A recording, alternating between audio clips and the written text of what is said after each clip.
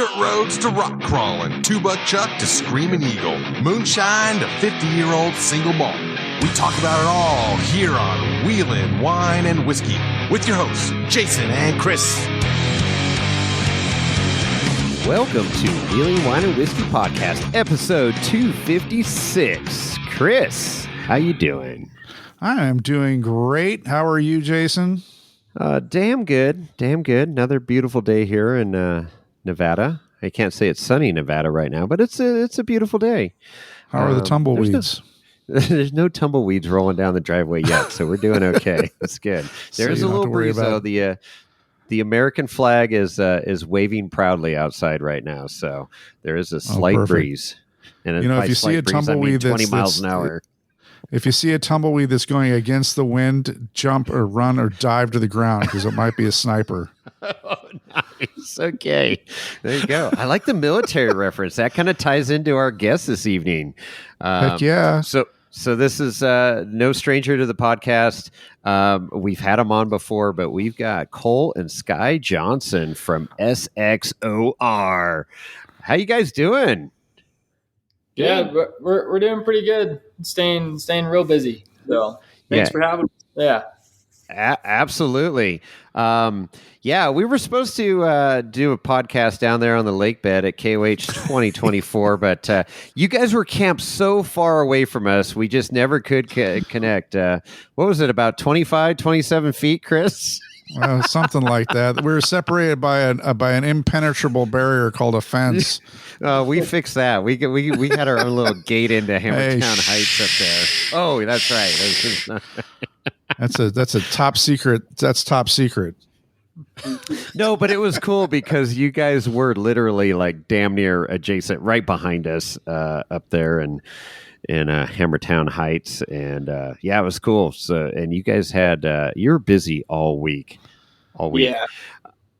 So, let's just dive into this thing. So, let's just get. I don't remember what the you guys know the episode number that you were on before. It was a while ago. We'll stick Lorenzo on that. Was it 78? I think it was 178. Oh, 178. Okay, that sounds more like it. 178. Here we are, 256. Right. So, damn, look at that. Damn near doubling it up here. So, all right, long overdue. But anyways, you guys have been grinding it out as you always do at your shop there. You got the military vehicles that you guys produce for your day jobs, and then when everybody punches out at 5 p.m. or whatever, you guys are working on race car stuff. So yeah, let's get caught up from where we left off. Man, a lot has happened, and you guys alluded to a few things that were coming in the pipeline, and here we are several months later.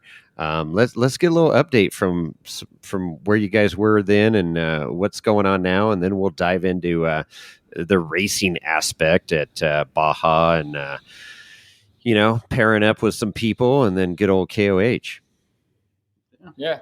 We kind of where we left off last time. I mean, we're still in the works of building a couple different race cars.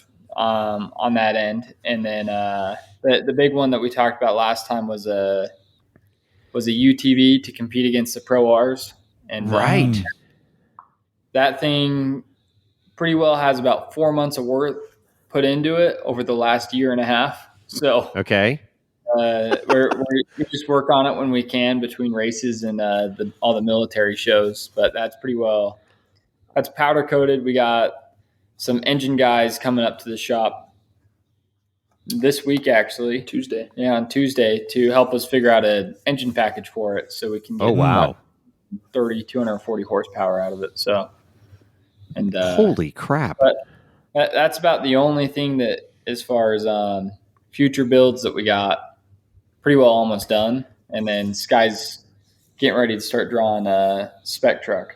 Yep. So. Really? Truck. So, is this the first time this is being heard? Yeah, it's desert stuff. Yeah, a little bit. We've wanted to do it for a little while now because that trophy truck class is getting so kind of like the top guys with $1 million trucks, and Right. we've just kind of, it's not so much in the spec stuff, but talking more trophy truck stuff. We kind of wanted to bring it back down to earth a little bit and show that we can build a truck half the weight and half the cost and perform just as well, or if not better. So that's kind of just trying to bring the market back down to, something that's more attainable for some smaller teams, not like those big dogs out there. Yeah, these trucks are pushing $1 million plus, right? I mean, it's just insane. Oh, yeah. And they have helicopters. And they have, and then they got $1 million helicopter following them. It's cool stuff. But yeah, wow, that's jumping in the deep end for sure. yeah. So we'll see. It'll either pan out or it doesn't. But either way, it's something we want to try, and we think that we do decent at, so we want to give it a shot. Sure. So in that class of vehicle, race car, race truck, there's obviously restrictions or limitations or a pretty thick rule book or whatever of what you can build or what. So can you kind of give us our listeners and us a little bit of an education on what the parameters are for the build? Yeah, in that class. Yeah, so like I guess on the spec truck side, for the unlimited trophy truck, that's a whole nother, like, whatever you can build goes, basically. Right. Yeah. $1 million time point. And but where we're like on the spec truck side, so my 4400 car, I run a GM Performance 525. That's a standard crate engine from GM Performance. It's their 525 horsepower engine. And then they're basically required to be 2-wheel drive. Other than that, they call them like spec unlimited because you can kind of do whatever you want to a certain extent on everything. So everybody's design is different, but either way, it's a 2-wheel drive trophy truck with 530 horsepower. So then you're not really getting around that. There's a couple things like where they do underdrives. So you can cheat the gearing, then it has an underdrive on the transmission. But the rules keep changing on what race organizations allow underdrives and don't. So that's kind of the only difference between it is just the engine, and it's got to be front engine too. Yeah, so front engine. So it's just a standard 2-wheel drive trophy truck, but with 530 horsepower instead of 1,000. So is there a weight requirement at all? No, but on average, you see like these unlimited trucks are getting up to about the 8 to 8,500 pound range. And wow. Spec trucks you try to keep them between like the 55 and 6,000 pound range, just because the truck itself is so limited on power. You're not able to push them up to that point. So. Interesting. I didn't realize those trucks were that heavy. The unlimited trucks were that heavy because obviously weight is everything, and it takes away from your performance. But I got to figure there's a lot of carbon fiber or other exotic materials that are going into the construction of those vehicles. But so is there a limitation on the shock package? I know, but in Ultra 4 world, you've got 4400 and 4800 have limitations, but there's no limitations in shock packages. Nope. No limitation on shock packages or anything like that. It's all pretty well. DOT tires.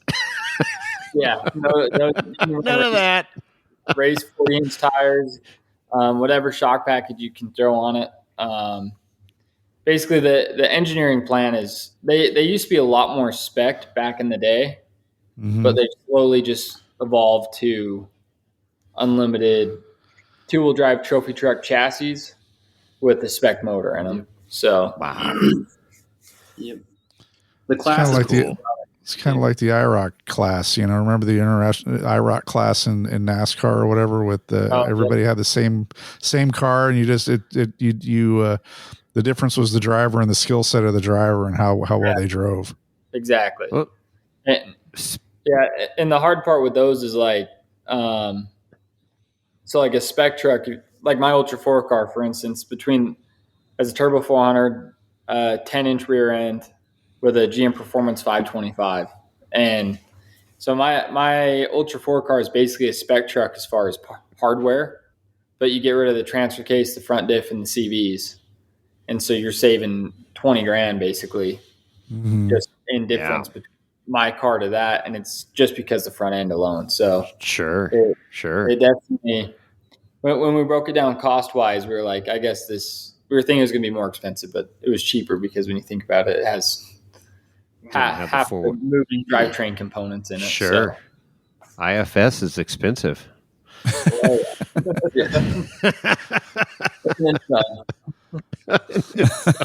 Exactly. Oh man. Well, that's cool. Cool project.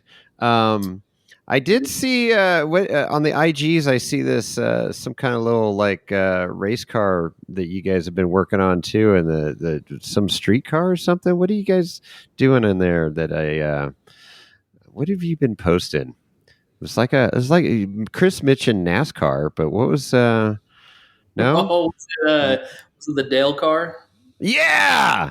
No, my dad found a 1985 third gen Camaro. There you go. Original miles in Maryland and had it shipped here. Oh boy. Does it have T-tops or is it? No, it's a hard top. Oh, hard top. It is the fourth third gen Camaro we own. So really, okay. Yeah. See, there you go. We can run our own IROC series, basically. See, that would be cool. The SXOR IROC series. bring back the classics. Yeah, that's good. I mean, Jason and I grew up in the 80s. You guys probably weren't even a twinkle in your old man's eye back then, but you know. Yeah, we're kind of. I'd say we're kind of old souls, though. We're right. Oh man, I think we own like 12 or 13 80s cars. Like, do you really? Arrows, the Grand National. Oh my God. 88 Supra. Like it's yeah. I got all the classics. Yeah, I mean, only half a few of them run. But half of those run. Right. Do you have like a Typhoon or a Cyclone? You know what those are? Yeah, no, we almost got one, but we didn't. One still just south of us. He was asking too much. We got the Grand National for $6,500 at an estate sale with 22,000 original miles on it. What the fuck? Are you kidding me? Yeah. Oh, that's a freaking steal. It's GM genuine part to replace in the entire car. Oh my gosh! Wow. Yeah, that's crazy. I remember when the Grand National came out, and then they came out with the GNX a little bit later. And I mean, those are. I think the whole premise of that car was to Buick built those simply to go up against the Corvette in drag races, basically. Yeah, so we have a 87 Grand National, and it is the world's fastest production car in 1987, which is a Buick. And I'm Buick out of all things. So, and I'm totally wrong on this, but I'm pretty sure it was because GM was actually cutting performance budget for Buick, and so it was a big middle finger for Buick to do the Grand National in this grandma-looking box car with his, turboed or supercharged V6 just to stick it to him. I think. But I could be wrong, but I'm pretty sure I remember something about that. That's great. I love that. Love it. Man, you guys had to be laughing driving away from that estate sale, though. That's they knew they messed up because my brother drove his Camaro, which is like it's like the old Johnny Cash song. Yeah, one piece at a time. And my brother drove that there, and it has his entire trunk. Like you could build an entire car with all the parts in his trunk just to keep. And he backed it up the dude's driveway, and we literally just pulled all these parts out of the trunk and had it running in the guy's driveway in like 10 minutes. And they my God. So it wasn't running. Okay. When they assumed it was no good because it was a piece of crap. Yeah. Yeah, right. The guy that owned it, he had died. His kids were selling all of his stuff, and they didn't know about it, and they assumed that it wasn't any good. And 15 minutes after the close of the auction, we're pulling it on the trailer with its own power. Holy smokes! What was it that made it fire up? Mice chewed all the plug wires, so we threw a bunch of plug wires on it, and then I had to jump the fuel pump because it was locked up. So I reversed polarity and then kicked it back the other way. Hit it again. Okay. And and then fired right up. The alternator too. We had to keep jump starting it because the alternator. But no, it running in their driveway, and they were not. They were like, "What the hell? How do these kids just get this car running?" Yeah. What was it? Was it in a garage or a barn, or was it stored outside? It was parked outside. Well, this dude owned a bunch of stuff, so it was parked next to this like old '80s Ford RV. Like it looked like it was in the junkyard, but it was on the side of this dude's house. Wow, man! If he only knew, if he had just done a few minutes of research on the internet, he would have known what he. Well, I know what I got. What I was, one, knowing what the car was, and then two, just has some basic mechanical skills. Like, okay, does it have spark? No, it doesn't. Okay, well, what? Oh, damn, mice chewed through the wires, and then okay, we got fuel, we got spark. We're going to make this thing run, and there you go. Love it. It's crazy. Yeah, we picked it for one of my 186 Camaro. We built in 2 days, and I got the GM Performance 454 big block from that guy from 1992. Never came off the pallet. Still on their original. Wow. What? I dropped it in the car. It turns out it's the highest output engine GM Performance built in 92, which was like the 510 horsepower 454. So you have a big block in a Camaro? Yeah, in my 86 Camaro. Yeah. Perfect. I like it, dude. We got to make a road trip out there and check. I know. This stuff out. I want to see this steed of the cars. This is a good car collection going here. We got a lot of them. That's good. That's good. Yeah. Well, I wouldn't expect bring anything the less. car out. I know. Yeah. I know. I got it. It's sitting up in the garage right now. It's eagerly waiting for this spring summer wheeling season. But still rocking it, man. I got to say, and it was cool.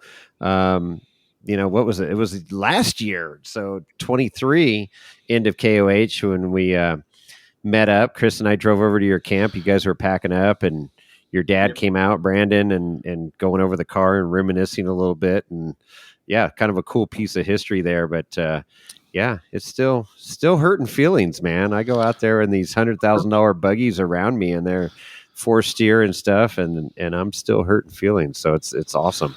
Well, I think it helps that you have no fear, but beyond that, well, actually, I did see a moment of fear on Medusa. So did you guys? Okay, so let's jump into KOH 2024 here.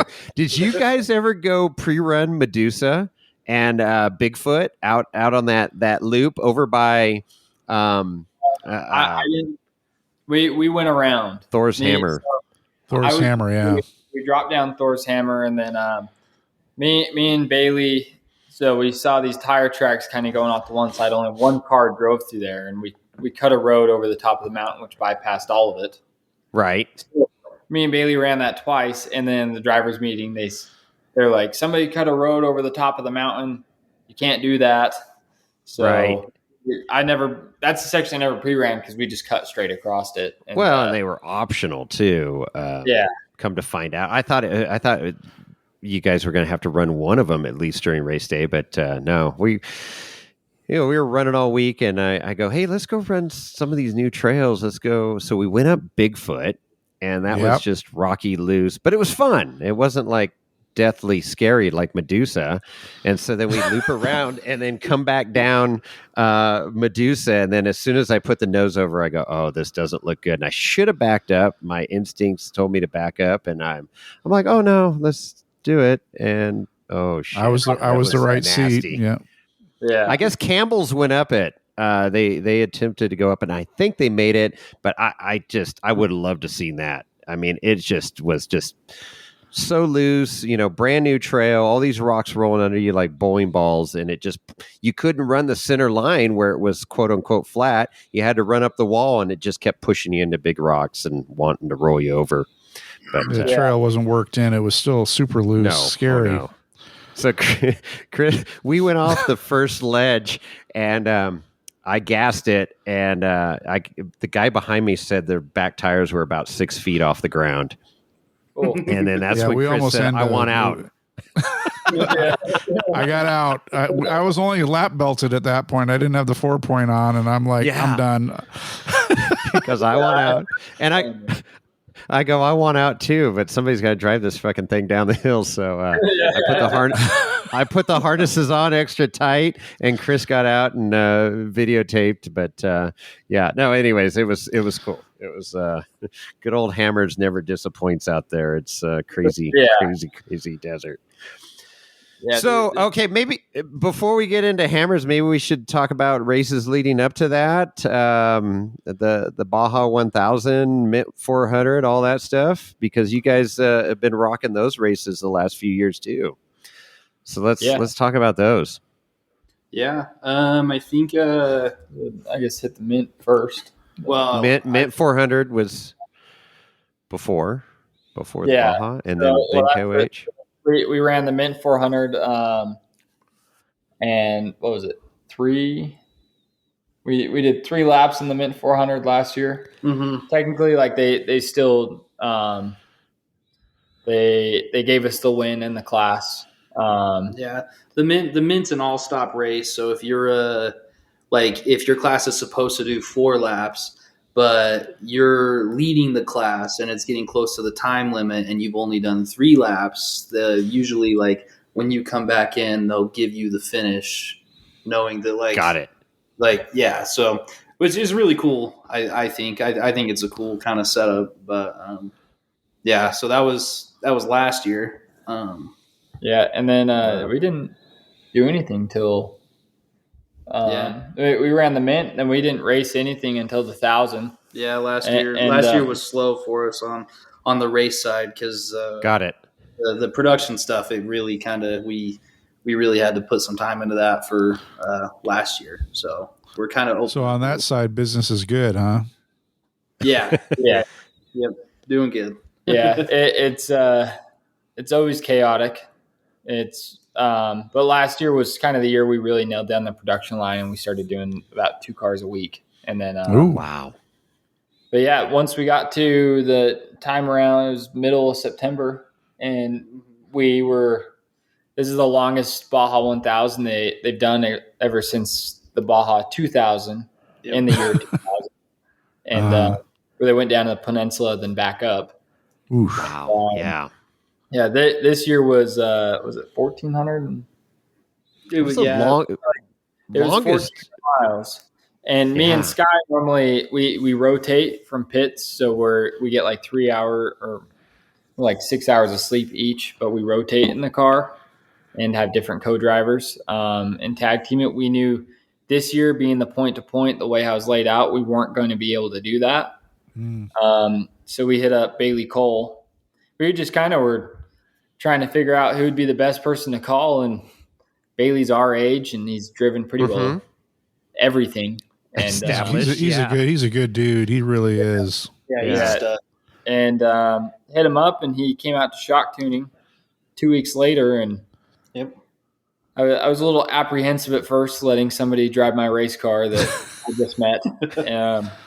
After only riding in it for about 3 hours, and oh wow. Yeah, no, he got behind the wheel and was doing just as good as me and Sky in the car right off the rip. And wow. So we were feeling pretty good, but I made my car. I run an older style power steering pump, and the steering gets really heavy when you come off the throttle. So we went to a new power steering pump, mainly because me and Sky are used to driving the car, but I didn't want somebody new stepping in the car and then dealing with that, especially it always happens in the cliffs in Mexico. You're driving on the cliff roads and you come off the throttle to go around a turn, and the car almost fogs out and you can't turn. Yeah. And I didn't want somebody in that risk, so we changed the whole power steering system right before the race, and that's we went down there, and I went 24 miles and blew the power steering, or lost the alternator. And then the way how the locals had the course basically blocked in, my chase truck was 2 miles away for like 2 hours trying to get an alternator. You got to be kidding me. So we had our guys running the alternator back and forth on the racetrack, like running parts back and forth. We got the car going, and then I went to race mile 60, and the power steering was running about 400 degrees. And melted a pressure line. Ooh. Placed the pressure line, and then we went 10 miles, melted a return line. And then we melted CVs. And the CVs is kind of a fluke thing that recently has been happening, but normally doesn't happen. And so we went pretty well 10 miles, then another 10 miles, and we went through about 40 quarts of power steering and ATF. And and then I was I started figuring out how to be easy on the steering to not get it hot, but it still would get hot really easy. And I was about 10 miles away from pit 3 where Bailey was supposed to get in. And I lost the pump, 2 more hoses, all on like this. It was just this long uphill, and the consistent load on the motor just got the steering too hot. And Bailey came and rescued me. So they rolled up in my half ton because by this point, like they shut the race course down because we were so far back. Yeah. And so they drove my half ton backwards on the race course. And then Bailey drove my race car with no power steering for about 70 miles. No shit. It was a decent ways. Armstrong steering. Yeah. And Bailey being Bailey, he's like, yeah, it was really hard when we were going slow. So I just did about 65 the entire time. just to help it out a bit with some speed. And I don't know if you guys have ever dealt with an IFS car with no power steering. No. Yeah, I can't say I have. It's literally impossible to do. Yeah. Like, especially with the automatic locker with the Detroit. So with the Detroit, don't. It wants to go straight. It wants to go straight. So he drove. I was in the car for what was it? 31 hours. I was in the car for 31 hours, and I went 365 miles. And then Bailey drove 50 miles back the other direction to get it on the trailer. Yep. Oh my gosh, you were just done. Yeah, it was. Man, it was an absolute terrible go, and the worst part is like that car. That's the first mechanical failure I've ever had on it. Like, I lost the point-to-point 3 years or 2 years before that. I lost the transmission, and we lost the transmission like 60 miles in. And but that's the only 2 times I've ever been stranded anywhere.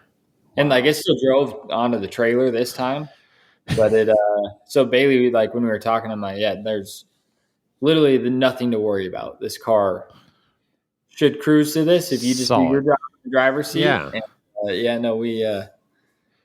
I was doing about 75 and through the desert, and my face shield just got covered.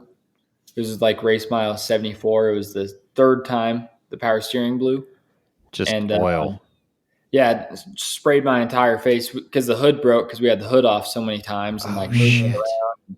So I had no hood, and the power steering line ran from the rack to basically ran over the top, like right in front of the dash, pointing right at me. And, just in the field fix, you're in the middle of Mexico, nowhere. So you got to do what you have to do. And me and my co-driver were doing 75 through the desert and instantly couldn't see. And I went to go wipe my helmet thinking it was water, and it was power steering fluid. So just smeared. So I just blocked the tires up and I shut the car off once I realized what it was. Sure. And like my hands were burning because the fluid was 400 degrees and it just sprayed. I was going to say that hot ass fluid, and that's not and good. And then there was a race car coming up behind us, and I locked it up on the race course and shut it off.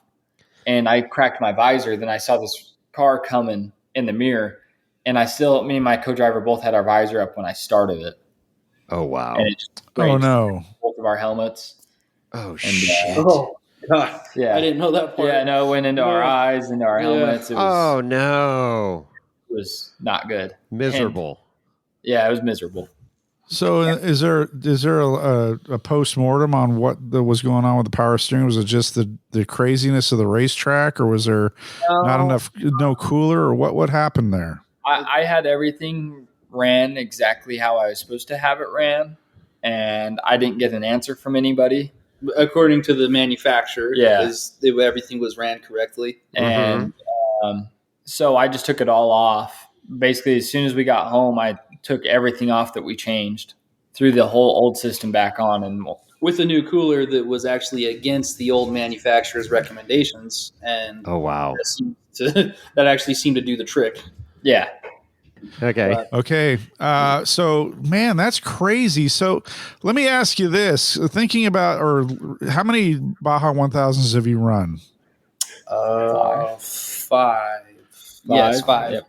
So is this the longest mileage wise, or the longest race that you've done? Obviously it sounds like it gets longer every year with the exception of 2000 when it was, what did you say, 2,000 miles? Yeah. But I mean, was the terrain more extreme this year or than in previous years? Or I was really upset because this year was awesome. Was built perfect for my car. We have never done the Peninsula run, so this was the first time that we saw Baja South. And so, and it's a completely different terrain. It's wild. You go a few hours south and it completely changes. There's a lot of Baja North that kind of reminds me of that northern Arizona landscape where it's like deserty but still mountainous. Right? Okay. But Baja South is like flat and open and sandy, and it was a lot of legit desert. I wasn't even pushing the car hard when I lost the alternator, and they started me behind everybody. I was the third to last class to leave the line, and I was pretty upset about that. SXOR still thinks the Ultra 4 cars are slow, and oh, that's funny. And we turned around and I passed. I'm trying to remember. In the first 20 miles, we passed over 25 cars, and it was just pure chaos. Cars everywhere, stock Jeeps running Jeep speed, a 92 XJ and ZJ out there just bouncing along that started right in front of me, and we're oh my gosh, passing those dudes everywhere. And then, I came around a turn. And so it was a jump midair, and as soon as you landed, turn. So I literally tires touched, and I went to go turn, and the steering was locked up, and I looked down, and the car was off, and that's when I realized I lost the alternator. And then Jason Shear started right behind me, and he came around the turn, hauling in the Ford Raptor R. Okay. And, both the Jasons. The Ranger Raptor? The Ranger Raptor. Or it's the Raptor R. It's a 700 horse. Gotcha. Yeah. F1 Raptor. And they both came around the corner, and Jason Berger did one of these, thumbs down with WTF, and then Jason gave me a thumbs up just because I was talking to both of them right before the race, and they were both super stoked to see us down there. And that's cool. And no, it was that was a long, long day. Yeah. That was that one was one of those ones that was more work for much less to show. It was right. It was a lot of effort for not a whole lot of reward. I pulled into some random gas station. I don't even remember what town. I literally I was running out of gas at race mile 300 and just pulled into some random gas station because we had missed the BFG pit. Cut off, okay. So they closed the pit down, and I just had my co-driver put into his phone on the nearest gas station and on Waze. And this kid from Mexico that's he just stares at me all wide eyed, holding the gas pump, so I had to get out and like fill the car up. What do I do? Yeah, it was an adventure. Yeah.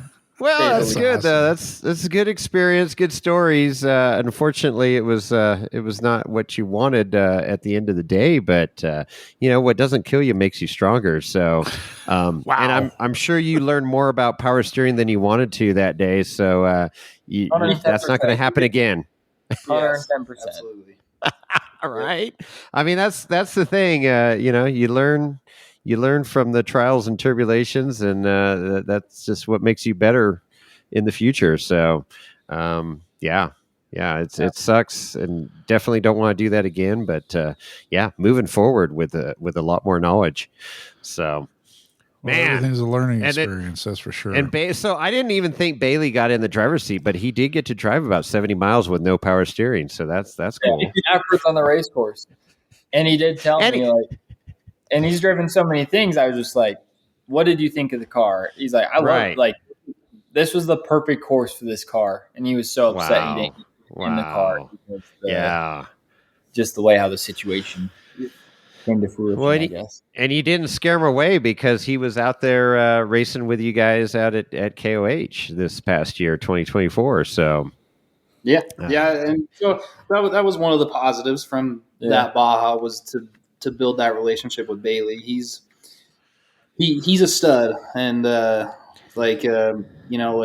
you're a decent human being, he makes sure to try and take care of you. Like he's a good dude. He's caring. Absolutely. Yeah, absolutely. Yeah. So. No, he's always been approachable and super cool. We've said it before on the podcast. He's one of those guys that can have all that in a bag of chips attitude, with the lineage there with his father and everything. Mm-hmm. But he's not. He's just totally approachable, cool. You see him at an event and he'll run right up to you and talk to you, and that's cool. That's what it should be. Yeah. So, yeah, for sure.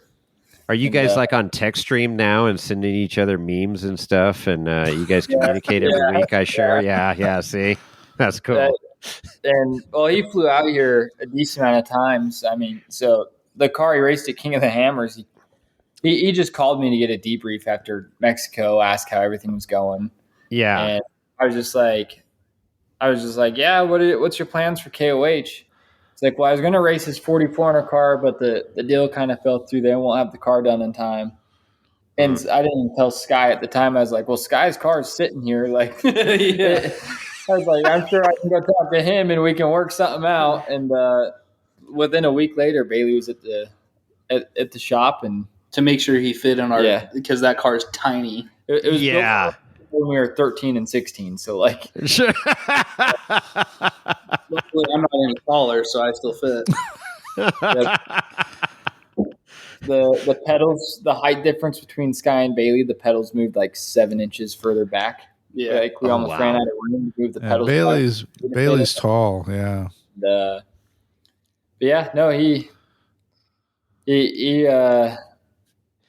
He asked us what we were going for, and I just told him, I was like, "Don't worry, just finish." Yep, literally, just finish. I was like, "This old girl, she can sit for 2 years, and you change the oil in her, and you can go run 1,000 miles. You're ready to go.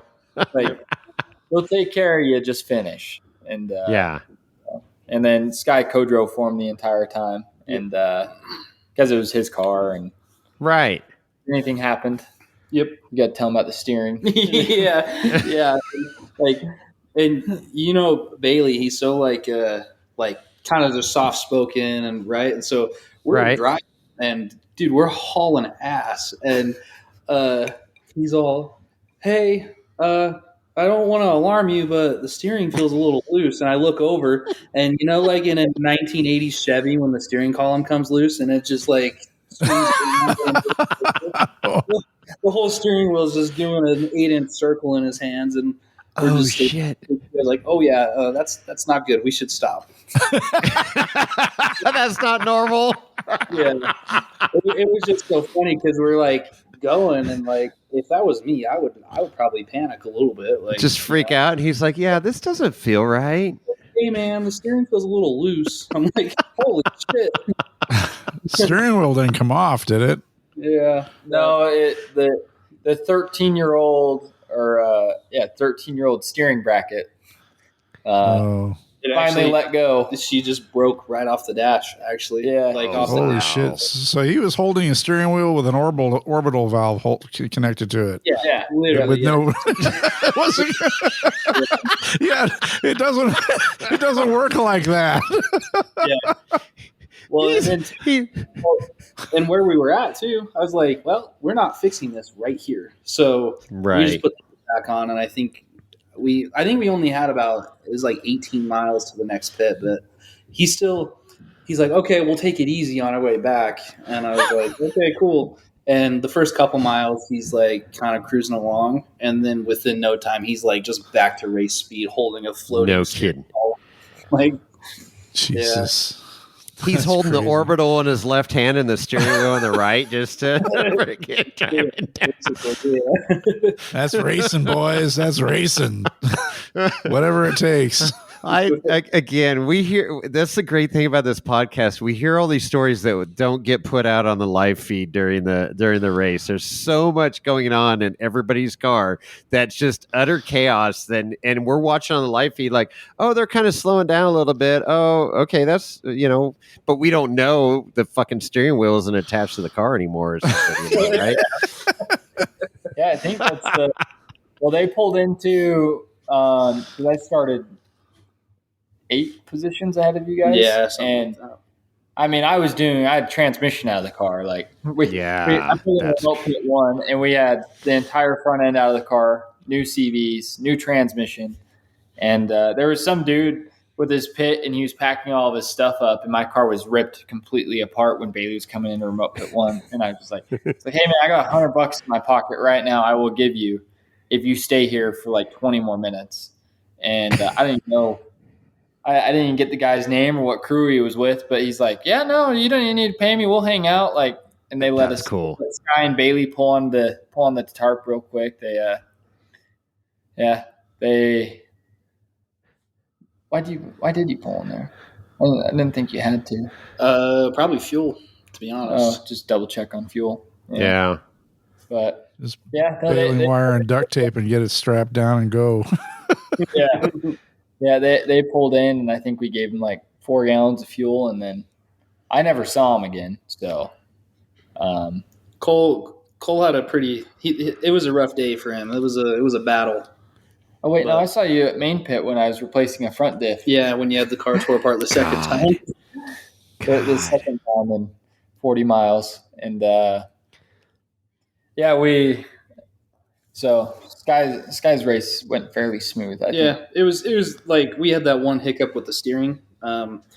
We had to winch twice, and that was really the extent of my work for that day because like he knows the trail so well. I didn't even really have to be like co-drive or tell him where to go. So I kind of just was there for comic relief every once in a while and work on the car if you had to. Yeah. No, when I was pre-running with Bailey, I was like, all right, slight left, you got a straight into a slight right. He goes, oh. I was like, what do you mean, oh? You're one of those talking drivers. I was like, oh, he's not used to that. I was like, that's my job right now. I'm like, I'm supposed to be doing course notes while we're pre-running. Like, what do you mean? Sure. I'm course and I'm adding notes. And he's like, yeah, you don't really need to talk that much. I'm like, fine, I won't call these turns out for you then. Like, whatever. He knew. Well, I mean, everybody's got to find their style between their driver and co-driver, right? I mean, everybody has their different communication, and some people want all that communication. Others are just like, okay, just tell me if there's like a fucking washout or something ahead, right? Like, just I don't know. My car. Yeah, so. Some people want hand. Some guys want hand signals. Some guys want verbal signals. Some guys want nothing. You never know. Yeah. It's like Cole likes somebody to be telling him like, every turn as it's coming up, and kind of the speed that he can go and all this. And I'm the complete opposite. I just need somebody to tell me periodically that I'm still going the correct direction. And sure, something's coming up. Yeah. Yeah. Yeah, you and Bailey have the same mentality, which is yeah. Let's see, it was our third day, second day being at King of the Hammers, and Sky was driving my car around, and I told him just to go hang out, and I was like, go shake her down, get running through her paces, and he did 3 circles, lost the transmission. Yep. Lost second gear. Yep. So we turned around, got the transmission pulled out, went through the spare one in, and then I was qualifying, and I dropped off back door, grabbed second gear, and it just kind of did the whole this weird super soft engagement. Mm. I thought when you're racing or when you're trail driving and you feel that little vibration or that little creak, then you start getting in your head about it. So I was like, maybe I was just in my head about it because going through the short course, I was slamming gears and it was fine. Okay. And the start line, how we start and then instantly go into a right. Yeah. When I grabbed second, I had first gear. Oh, literally start line off the race. Yep. First and third. First and third. And then I slowly lost first, and third it was basically when I pulled into remote pit 1, I was at 4,000 RPM and we were doing about 10. Oh, Jesus Christ. Slipping, and I'm feathering the throttle and trying to get it to grab again. And yeah, by the time I made it from the start line to Turkey Claw, the transmission gauge was pegged at 290 degrees. Oh, that's not good. We ran her in third gear from Turkey Claw all the way to remote pit 1. Oh, my God. Still passed 18 people, though. So still past people. I love it. What? Go ahead. Oh, I was just going to say, and then on top of that, when I slowed down for the pit, I heard this weird little jingle bell. And the jingle bell is quite apparent to me because every time I hear it, it's my CVs. They're blown apart, and that's the cages. Oh, jeez. No. Yeah. We slowed down to go into remote pit 1, and we had the jingle bell song basically. So do we need to talk about mechanical sympathy or what? Yeah, I'm not nice to it at all. At all. So these transmissions get torn apart. I mean, what did you figure out? What went wrong? What let loose, or why they went south? Yeah, so my trans guy. Because they weren't pulled out of your old Grand National or anything, right? I mean, these were professionally built transmissions. No, my transmission builder got his supplier for the second gear, Sprag. Yeah. Uh-huh. His supplier changed brands and he didn't know. They didn't know. And I was just one of the couple guys that got that part. Two of them. And because he built them at the same time. And so both my transmissions that went in the car both lost the second gear Sprag. Same identity. So these TH350s or Turbo 350s? 400s. Yeah. Yeah. Wow. And, that sucks. Not punk rock.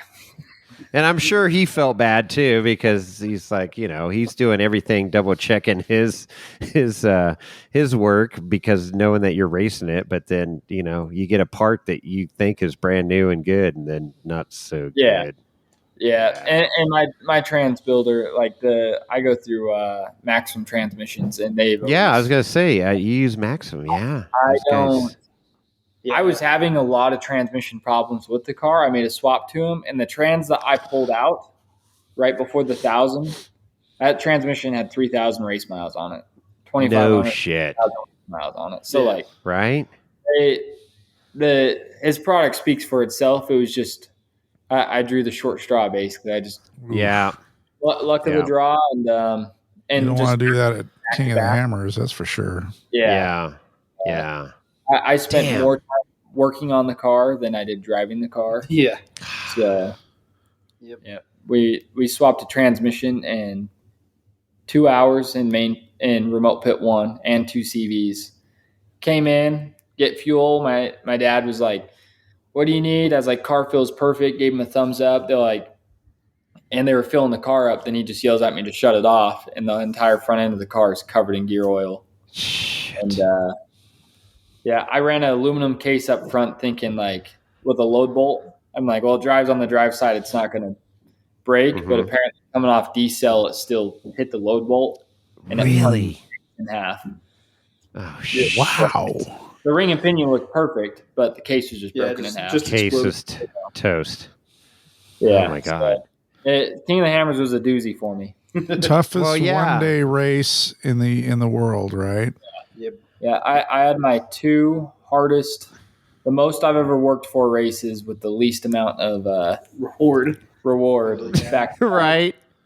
And, So you DNF'd, unfortunately, correct? Yeah, I timed out halfway through lap 2. I was going to make it, and I got 2 flats due to my own fault because I was pushing so hard in the rocks. Just trying. Jeez. Yeah. Trying to make it. Man, that would have been. What kind of tires do you run?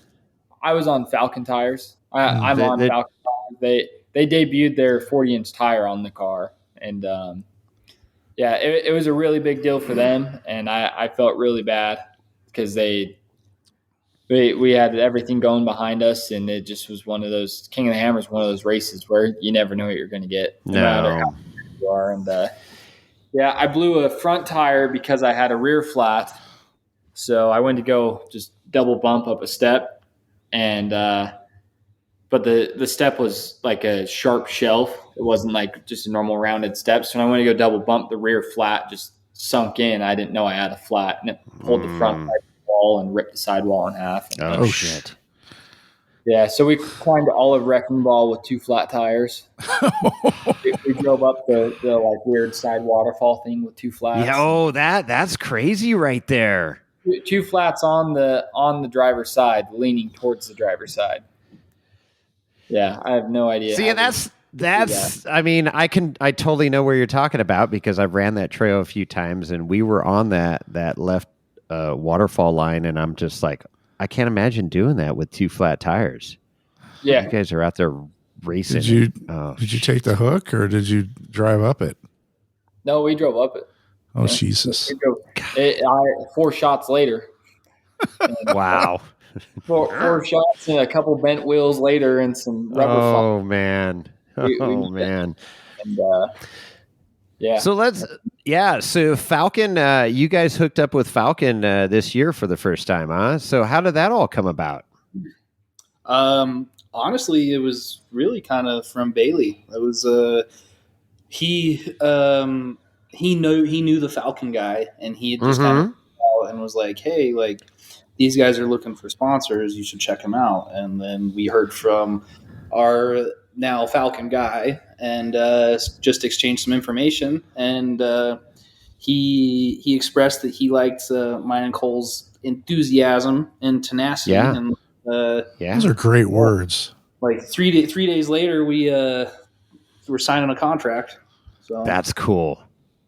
Yeah, because it was, that's great. It was all about the connections, and you guys are still young, but it's all about who you know, and what you know helps, but who you know helps even more. And, one of our good friends here on the podcast, Justin Hall, he flies I'm going to fuck this up. Livery. You got I did it right. You got it. I got it. Okay. He flies the Falcon livery and has been a big Falcon fan, and they've always helped him out with tires. And then they pulled out, last year, and he stayed true. He says, dude, I love these colors. They've supported me, at the very beginning, and he kept with it, and then boom, they're back on now. And so it's cool. And Justin's a young guy like you guys, and it's just great to see that they're back in the game and they're supporting you guys and Justin again. So that's great. That's good to hear. Well, it's important. Tires aren't cheap. It's important that these OEMs are involved in racing because that's where they prove their product. I mean, it's important. Yeah, well, it is. And especially, KOH, it's just tire killing, man. It's just amazing that, what you see these racers running on flats, to the next pit and stuff, and it's just like, how is that even staying on the wheel? I know lots of stuff, but seriously, the tire technology the last 10 years is just incredible. Yeah. Exactly. And you guys don't run 4800 at all. You just do 4400 exclusively, right? Yeah. Yep.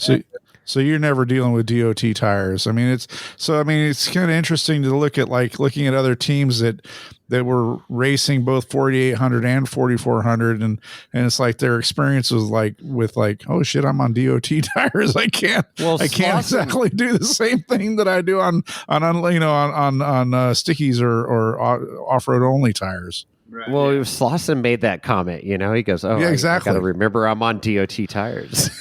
He's not used to running DOTs, and it's a whole different animal. It's more fragile stuff because the military side. So it's because all of our military. Side. Yeah, we're crawling on the DOT stuff, so we're very, very particular about our tires and how they feel. There you go. Yeah. Hey, so you brought up the military side. So can you talk a little bit about the military class that you guys raced in at KOH? I want to hear about who drove the car and how did that go? Yeah, that was our dad driving that one. It was actually going really well, and it was really, really last minute. We I think officially registered for the class just a few days before the race, but. Because the Mint's done it, and we've done the Mint in the military class a few times. Sure. This was the first year for King of the Hammers. And so, we were like, it's kind of silly for us to not do it if we do the military and right. We took our production a CH-47 model car that we make. It's 72 inches wide on the body. Yep. Okay. 78 inch wide track width with the 128 inch wheelbase, and it's standard production car. And he went out there and broke an oil pan at the last trail, the trail before. It was at the very, very top of Clawhammer. It was literally he had the very, very last kind of that last step up the waterfall right up at the top. He only had that to go, and but he had got hung up on the belly because this car it's a flat bottom car. It's 72 inches wide on the body and only 14 inches off the ground. Wow. So kind of looking at some of the stuff that he had to get through to get to that point, I was pretty amazed. Insane. But yeah, he got hung up on the belly and was trying to get off, and it tore the skid plate a little bit, and then that made the skid plate flex, and it actually punctured the oil pan, and then seized the motor. Jeez. I think the problem was you didn't have the military 50 caliber on the roof to blow the rocks up before you drove over them. Or blow away the competition. Get away from me, boys. Yeah, and then that's the same car I took to the Mint. We dropped a motor in it and just did a quick nut and bolt check on it. I went and won the Mint military class by 40 miles. Holy smokes. That's right. Yeah, that's right. I do have that in my notes here that it did win the military class at the Mint. That's cool. I didn't know you were you drove the whole time, or did your dad drive it all? Yeah, no, my dad took one of our other cars that came off the boat 4 days before we left. No kidding. So there's one of the cars that we build is basically it's an Ultra 4 car with a military body on it. So it's 78 inches wide on the axles, 40-inch tires, LS3 mid-engine, and so. But we actually they're rescue vehicles is what those ones were built for the pararescue, and we actually leased our 2 demo vehicles to that Extreme E race series for recovery vehicles. And, no kidding. Yeah, and so we literally got them back from them being on the boat 3 days before we left for the Mint. Yeah, they were gone for 2 years, and we turned around and just did a quick nut and bolt check on that one. And Brandon had 20 minutes on me, and he blew 2 tires back to back, and you can show him. Yeah, that's it. This is kind of mind-numbing to us when we got the car back. When we pulled the tires off to put our just 40s back on that we keep at the shop for him. Okay. That's how they mounted. Oh shit! What? Yeah. Okay, we don't even know how it held for as long as it did. Yeah, because when we sent the cars out, they had another company do some of the upfitting. So they swapped the wheels and tires, and somewhere along the lines they learned a thing or two about bead locks. Yeah. About bead locks and how they work. Yeah, the car's been driving for 2 years without getting a flat, let alone. Yep. Yeah, he made it to mile 70, blew a tire, and then made it to mile 73 and blew another tire. And, oh my gosh. Yeah, we went out there. So it's just same. I took the exact same car Brandon raced at King of the Hammers. I raced at the Mint, and I mean Polaris Defense had 2 daggers out there. They're same size car as ours, and H47, and we put 40 miles on them. Nice. Nice. They were really mad about it. So perfect. Hurting feelings. Yeah. That guy should be your motto. SXOR. Hurting feelings. They tried to get me disqualified. That's some Ricky Bobby shit right there, man. Yeah, no, they tried to get me disqualified because they said I was running a modified car. It wasn't a production car. The only thing I did in it is because I'm a little pretentious is I put race seats in it.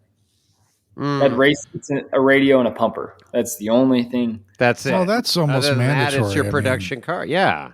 No, you could argue the seats are for safety.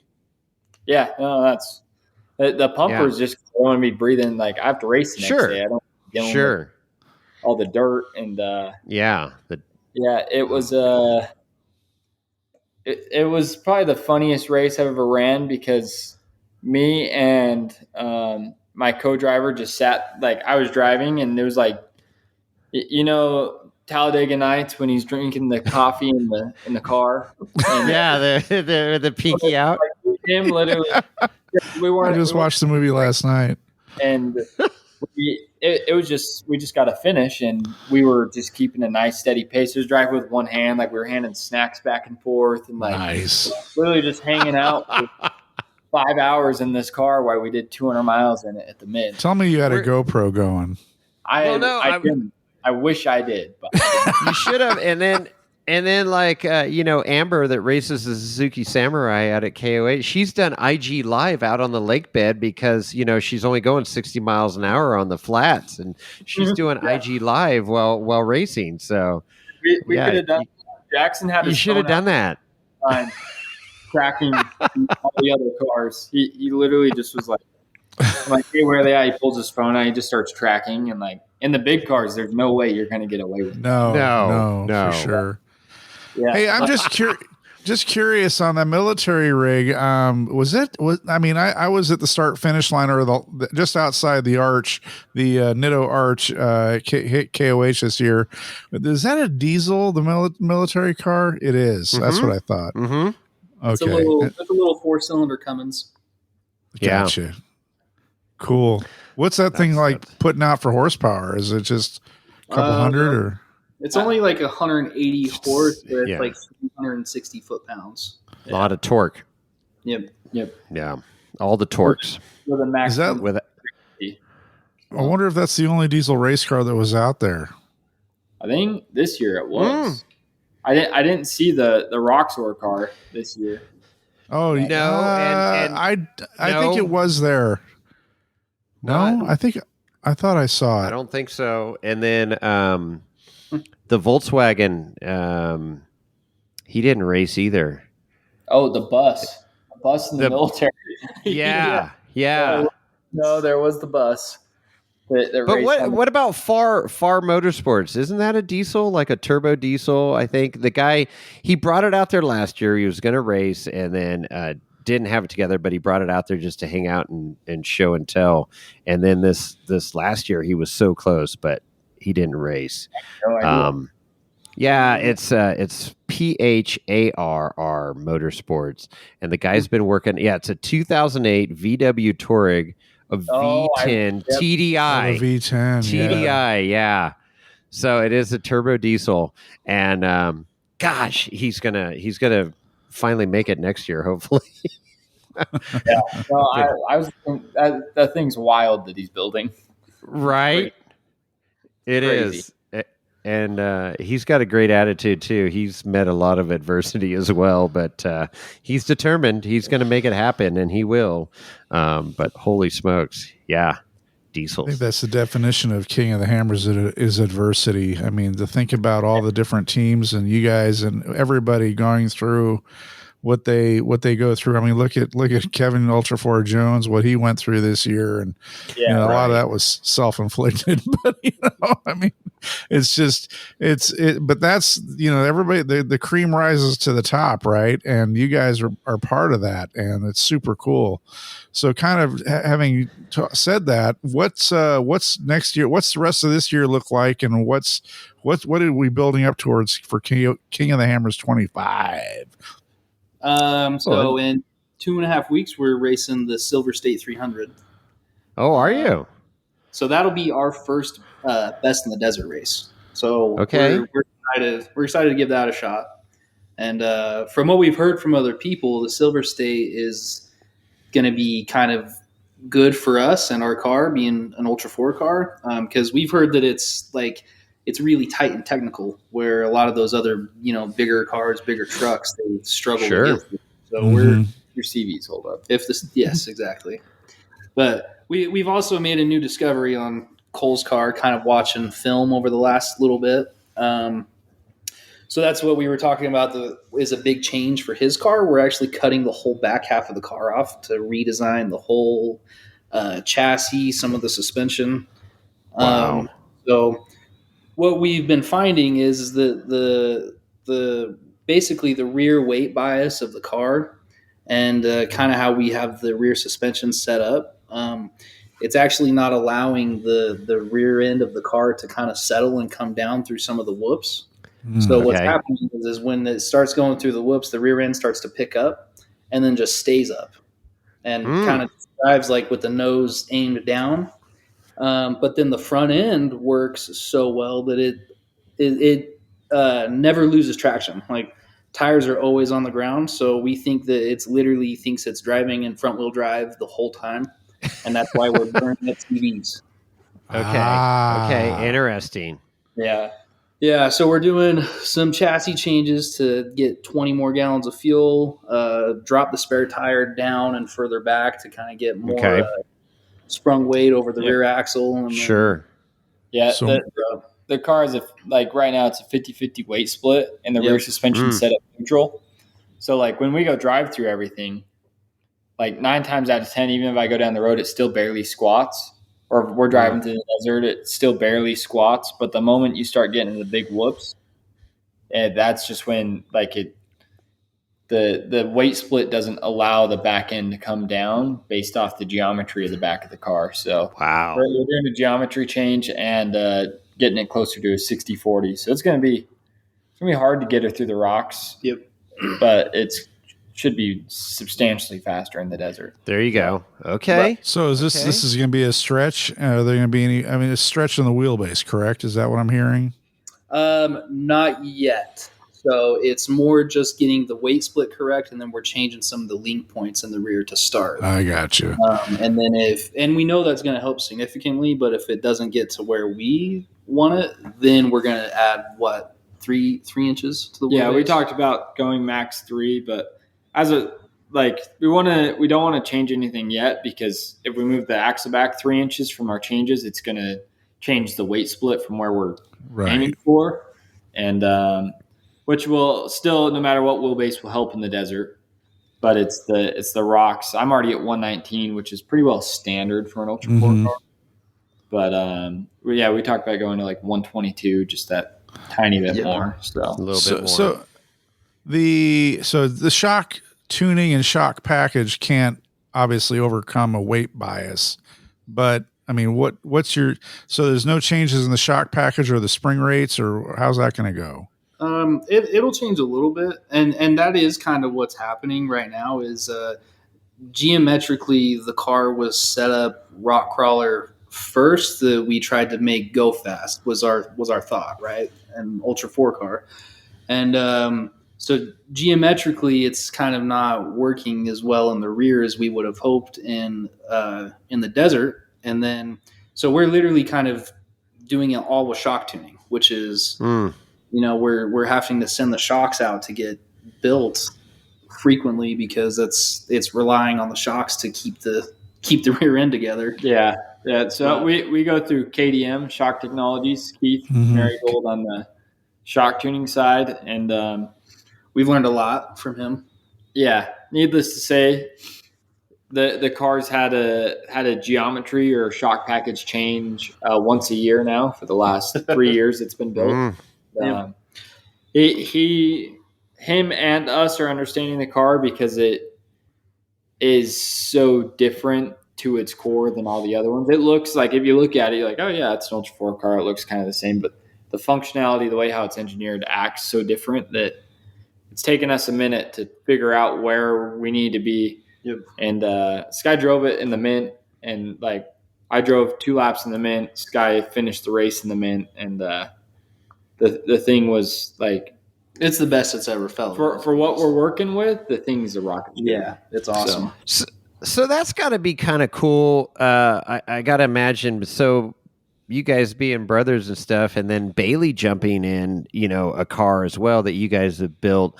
I mean, each driver's a little different, right? There's obviously, your skills. Everybody's got their own skill set, but to get the input from both of you, or then Bailey thrown into the mix. I mean, that's got to be cool because everybody's got their like, well, hey, I'm feeling this, or this doesn't seem right to me. I mean, all that stuff of dialing in, right? I mean, that's cool that you guys can bounce stuff off of each other with a couple different cars, similar chassis, you're, solid axle and then IFS and stuff, but we're talking 2 different worlds there. But I mean, overall though, but just knowing race cars and as much as seat time as you guys got to bounce that stuff, because shock, to me, the whole shock thing is Fugazi Fagizzi. I mean, we got Phil Licardi out here down the street in Gardnerville, shock Jesus. But it's an art, right? And then understanding the car, there's definitely science behind it, but there is an art too. And you get those guys out there that know shocks and can watch a car go across the desert over some whoops and go, oh, well, this needs XYZ. And then you get the driver input that says, oh, no, here's what I'm feeling. Okay, well, I can adjust what I'm thinking to that. And yeah, you're constantly chasing that finite point to get to the perfect setting. That was the really nice part about Bailey being there for shock tuning for the 1000. So like, we've been working with this car to try and get the nose up. And we weren't going to cut the back half of the car off. We were going to cut the front half of the car off and re-engineer it because the front was always down. And but it's just one of those things that I never told Keith that the rear was set up neutral. He always thought it was set up squatting. So he never thought that we were fighting the squatting. He thought we were fighting a geometrical issue, but in a different aspect. And Bailey was just like, yeah, with my Ultra 4 car, it used to drive the nose down. It did fine, but the moment we got in the whoops, it drive the nose down, and then we angled the rear links up. And Keith's like, yeah, you introduce squat. And I was like, yeah, this car's set up neutral. And we all just, us 4 standing there, just able to ping the tuner to 3 different drivers that drive 3 different completely cars. We all were able to piece the puzzle piece together of what the car is doing and why. Wow. And the bigger motor, so the fuel was a thing. Yeah. We barely made any. We get like 100 miles a tank. So, yeah. And then the torches and the grinders came out. Yeah. Yeah. That's within 6 months it all changed. Gosh. Well, that's cool though. I mean, it's great that you evolution. guys, yeah. Well, and then they, you got your fab shop, so it's like, okay, it's not like you're going to a builder and saying, "Hey, this is it." No, you guys are the builder, and we got the tools, and we can change this up a little bit. We got the technology. My dad's got a bitchin' set of tools, man. Yeah, exactly. That's cool. Exactly. But I think that's kind of where, like, that's why the CVs, I think, wasn't a problem before, and it is now, because we're about 20 miles an hour faster on average than when we originally built the car. So now we're getting the suspension to a point that we can go faster, and we're finding other things now. It's the next weakest link or next issue, I guess. Yep. Wow.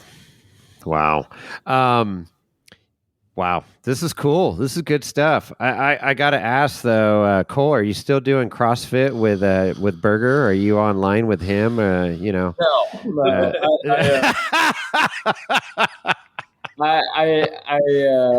I've been slacking lately, but I do I try to go to the gym every morning with my dad. But okay, there you go. I used to do CrossFit when I was like in high school. It was the first time I've done CrossFit in a long time, and they told me it was just going to be a warm up. So I feel like I got suckered into that situation. Oh, you totally got suckered in.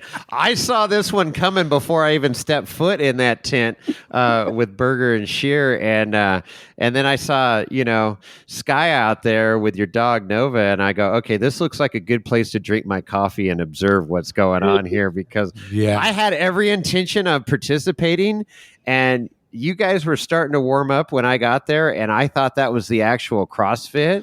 And I was up, I had a rude awakening when you guys actually, Berger goes, okay, now we're starting. And I'm like, what the F? That was just the warm up alone would have killed me.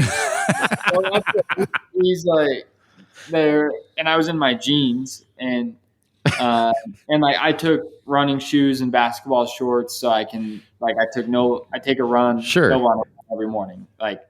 But before races, like literally a month to 2 months before every race, I religiously try to stay in shape as much as possible. So like, I was still running every morning. I went on a run that morning before that even happened. They were like, and so I was in my jeans because I just changed, and they're like, "Yeah, do you want to come work out?" I was like, "Yeah, let me go change." And Shearer was just like, no, it's all right. Like, it'll just be real quick, just quick warm up. It'll be an easy fundraiser. And I'm so glad I was like, no, I'll be back in like 2 minutes. I'm so glad I just ran back over. Oh, yeah. Changed my clothes because I would have been miserable. Somehow John Webb did it, covered in soot after his car burnt down in his jeans. Burned eyebrows, the whole deal. Yeah. That'd be the last thing I'd want to do is CrossFit after I almost died in a fiery, deal with watching my race car burn down in my trailer. It was a good distraction. It is. And I'm just like, what is, I question his mental state at that point. It's like, what are you thinking? You're just... He almost died. I think that now was you're CrossFit trying to kill him. yourself. No, it was good for him. But it was just like, if you think about it, looking back at this thing, it's like, holy crap! What you just went through, you should be having a Bloody Mary down at should have bought a freaking lottery ticket. Yeah, that too.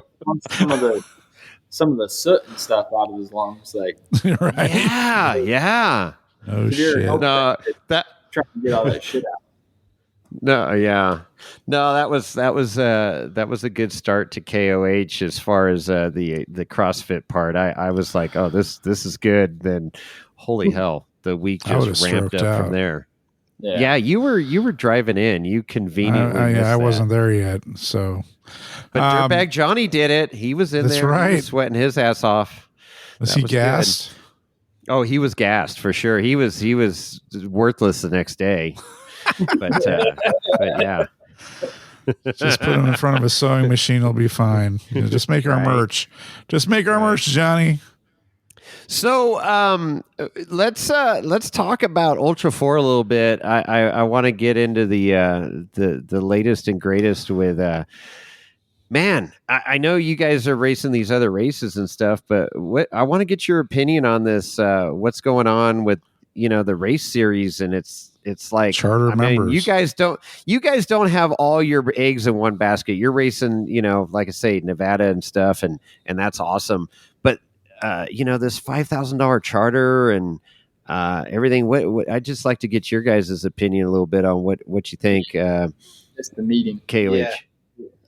We had a government meeting, so we missed the. Yeah. Oh, you missed the main. Yeah, I missed it too. That generally any info I need, I just end up. I'm like, if I get confused, the last couple months since I talked to Bailey, like now I just call Bailey. I'm like, what's going on? Happening? And most of the time, like he's like, honestly, I don't know, but yeah, I do. I'll let you know. And yeah, I don't know. We kind of, to be honest, when the Mid American Outdoors buyout thing, we kind of really honestly stopped paying attention to a lot of the Ultra 4 stuff, because as soon as they did that, it kind of like the schedule didn't make sense for us to try and do it. Like we knew that we weren't going to be competing for points every year because we wouldn't be able to do all of the races. Well, it turned to East Coast racing. Well, that's the problem. Exactly. Everything went to the East Coast. Like, we have desert trucks, and yes, the rock crawlers. Ultra 4 cars do really well everywhere, and that's why you can't race East Coast. But it just wasn't. Yeah, you guys didn't want to dodge trees and wet soil. Yeah, tear down in Tennessee. Yeah. The dirty turtle. Yeah. So to be honest, I don't know about Cole, but I don't really kind of know what's going on with all that with Ultra 4. Well, I don't think we know either. I don't think anybody knows. Yeah. So, I don't think anybody's known for a little while.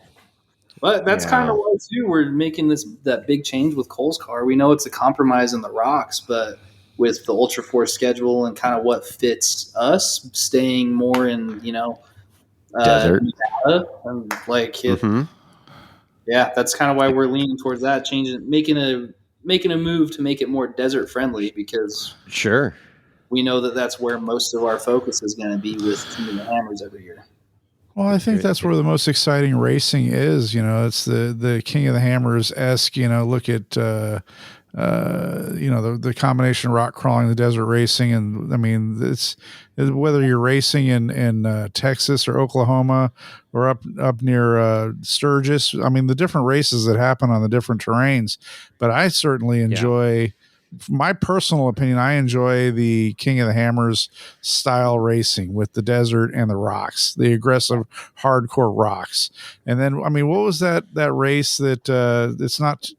I'm trying to remember that venue that's not too far from King of the Hammers that Kevin Jones raced in as one of his first races that he won or not won, but placed. I mean, obviously California with the BLM land, we're blessed, and not just California, but Nevada and Utah. All these locations have some killer terrain to go wheeling on. But it just seems like looking at, like we just mentioned, teardown in Tennessee or Crandon. Now, Crandon is an exciting thing in its own right. I mean, that short course, the nighttime racing, sometimes going into a pond and almost Bailey's got underwater racing experience, so that's good. he's nailed that.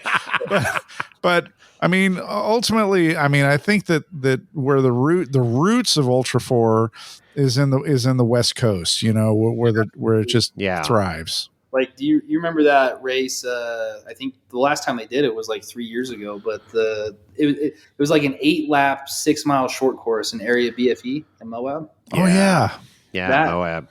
That to me is like Ultra 4 roots, like definition of Ultra 4. Sure.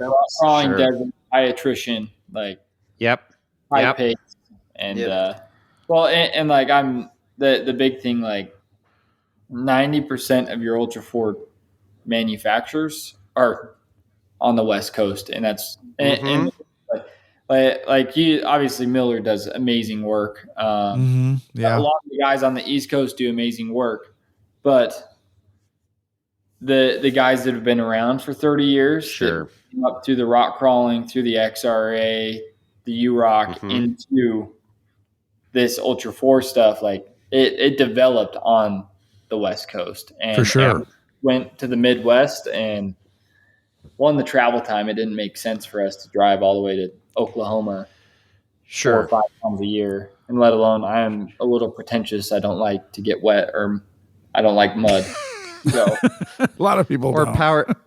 power steering on your visor, power steering fluid on your visor. But yeah.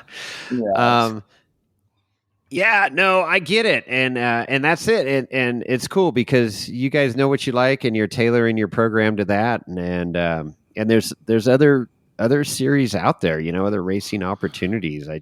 I feel bad for the guys that are, trying to make a go at this Ultra 4 series, and it just proves to be a moving target and super difficult.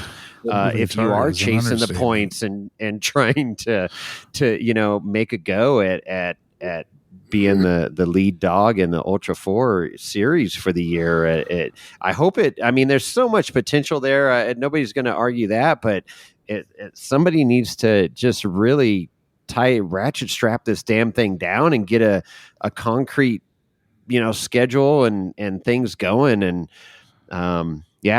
make it consistent. I think it'll get there. It's going to require the way I see it, if I could look into the magic 8-ball and the crystal ball and stuff, I mean, it's going to be some serious big sponsors getting behind it, some big names, and then that may put some binders on the sport as well. And I don't know what the right answer is and stuff, but it's definitely an unknown out there. And, I mean, there's not too many people racing to make money at this thing because there's not a whole lot of money to be had, but it's a really fun hobby, and it's great for us spectators to watch it. But hell yeah. It's just, you guys are fortunate that you get to do a bunch of different race styles and stuff out there. And, it's what you've dedicated to, and it's cool to watch you guys grow up and see what you guys are producing, and not afraid to change up. And they have a successful business that's funding it. I mean, that's important, and not only is it a business that's funding it, but a business that tangentially, in some way, shape, or form, is relative to it, Yes. Yes. So you're not building widgets, you're building, off-road vehicles for the military, and your race cars are a derivative of that, which is super cool.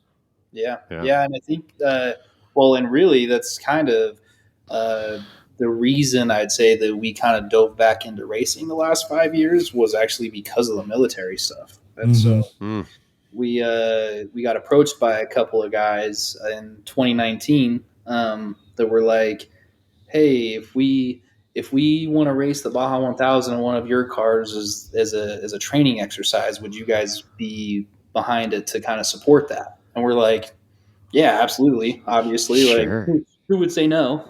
Yeah. So we did it, and that kind of opened the door to Baja for us, which, going to something that was just straight up desert racing, and then kind of, learning the ways of getting all of your shit down to Mexico, which was a couple of learning curves. Yeah, crazy. The logistics on that must be a nightmare. That's all I'm thinking. Stories I've heard.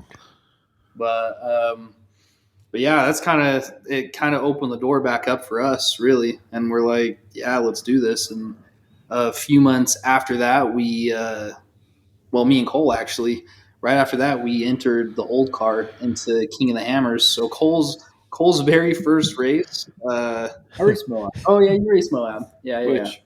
Which we did as a get your feet wet type thing. But his first time ever seeing a Johnson Valley Trail was King of the Hammers at 19 years old. Wow. Driving Resolution after I just winched up back door. Yep. I was like, yeah, what am I doing? Jumping in the deep end right there. What? Yeah, I was a little shocked that race. After that, I realized I was thinking about everything too much. I'm not really much of a thinker when it comes behind the wheel. Like he does better not thinking. It's all natural. So if I start thinking, then I start messing up. So, the next couple of years, like now, I just try and keep a flow. I don't really think about anything. It's just like, I'm gonna put this tire here because co-driving for Cole. I say that he's got this sweet spot in his headspace, so you can't talk to him or interrupt him for just a moment while he finds his headspace. But if you let him go too far into that without talking to him, then he starts like you gotta just every 15 gotta reel him back. Yeah. So it's but if you keep him in that sweet spot, it's a pretty good time. You're going to be doing some ridiculous mile an hour through some stuff you're not supposed to be. Because that's what happens. He gets in a groove and then just keeps going faster until you're like, hey man, let's pull it back a little bit. What are you doing? I just want to go fast. It's funny. What do they say? Yeah, when the visor goes down, the brain goes off or something like that. But that's Until it's covered with hydraulic fluid. But that's the other thing. I mean, we've talked about this too on the podcast, is the driver co-driver symmetry and synchronicity and stuff. It's like, you both play super important roles. I mean, I know I love Bailey saying, I'm just a chief pedal pusher. Well, yeah, but the co-dog has a lot, right? Okay, you got to be part therapist. You got to be part therapist to know what's going on and how to, if the driver's all frustrated in some section of the trail that the car's not cooperating and the trail's not cooperating, and it's like, okay, dude, calm down, back this shit up. Let's hit first gear and freaking pin it or something. Yeah. Well, and so we have found too that me and Cole, we do think 180 degrees opposite on most things, which like building a car is awesome because we are able to ping that off of each other. And it usually he thinks about the things I don't think about. I think about the things he doesn't think about. And we end up with something really great in the end. But as far as co-drivers, we do not work together very well. I cannot co-drive for him because I'm in my own headspace in the passenger seat as he's doing his thing, and then I don't talk enough for him, and then it's the opposite. So it's just funny that we complement each other so well on the one side of it, but then when we get in the car together, it's not so much. Yeah, that's yang. My co-driver, I've been. He co-drove for the 1,000. That was his first time ever co-driving, and then he did the Mint for me, and he's done. And I've been slowly training him for the last couple of years, getting his feet wet, and now he's just the last 2 races have genuinely shocked me with how well he's done. But the one thing I told him he can't do, when we're in a race scenario and I'm driving, is because we were in the military car and we were driving through the sand section and the turbo gets so hot. So the intake temps get so hot, it starts actually overheating the water because just the engine's getting so hot. Wow. Mm-hmm. And I was just and he's just normally he's like, hey, you're up to 240. And it's as simple as pulling your foot slightly back out of it, letting the turbo wind down a little bit. And you're going the same speed. You're just not in as much boost. So it just takes air temperature right out of the intake. And we turn around and I was driving and he's like, you're hot. And I was like, what's the temperature? You're hot. And then the car went 260. And I was like, oh no. I was like, you can't just tell me you're hot. You have to tell me. Yeah. I need a temp. Tell me a temp because I can mitigate it at 220. I can't mitigate it at 260. And once it's 260, it's too late. Yeah, and 20 degrees too late. Yeah, just kind of teaching those little things to him. But the nice part with Jackson is I've taught him how I specifically drive, and so it's instead of taking somebody else that has driven or co-drove for other people, he calls to exactly how I want him to call. Mm-hmm. So it's kind of he doesn't have the outside perspective but he does a really good job. So Good. good. That's good. Now, so Sky, what about hopping in with Bailey there? And how much did you guys chat beforehand and like, or did you guys just kind of jump in and say, okay, we'll figure this out as we go? It was more that. It was more that. The most seat time that he got before race day in my car was about half an hour at shock tuning, and then no kidding, half an hour pre-running the short course with me. Yep. So but kind of like when you're in a car together all day, you have a lot of time to like pay attention to all the little things, like watching like sure, when he makes a cut around a rock, or like kind of you start to pick up on little things. And I was actually, by the end of the day, I was like, mine and his driving style are very, very, very similar. Like it was funny, okay. like talking about our mannerisms, right? Like the co-driver that we like versus not, or whatever, how that's the same. But even our driving styles are really a lot of the same. He just does it faster.